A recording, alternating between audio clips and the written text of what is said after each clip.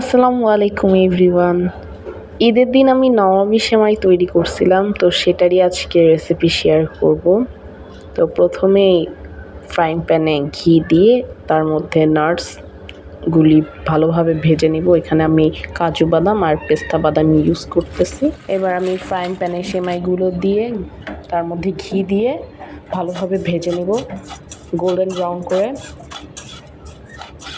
এর মধ্যে আমি সুগার অ্যাড করতেছি, তারপর আমি পাউডার মিল্কও অ্যাড করব। এবার আবার ভেজে নিতে হবে ভালোভাবে। এবার অন্যদিকে আমি ক্রিম তৈরি করে নিব। প্রথমে দুধটাকে একটু ভালোভাবে জাল দিয়ে নিচ্ছি, এর মধ্যে কনডেন্স মিল্ক অ্যাড করব। এরপরে ঘনত্বটাকে বাড়ানোর জন্য আমরা গিয়ে কর্নফ্লাওয়ার অ্যাড করব। কর্নফ্লাওয়ারের মধ্যে পানি দিয়ে লিকুইড করে দুধের মধ্যে ঢেলে দিব, হয়ে গেল ক্রিম।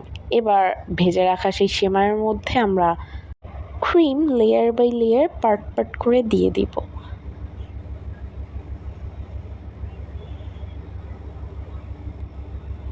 এরপর উপরে বাদাম দিয়ে ডেকোরেশন করে ফেলবো। এখানে আমি কাজু বাদাম আর পেস্তা বাদাম ইউজ করতেছি।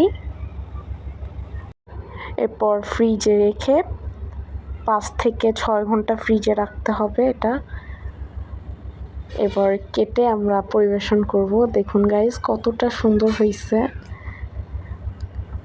এটা খেতে দারুণ হয়েছিল।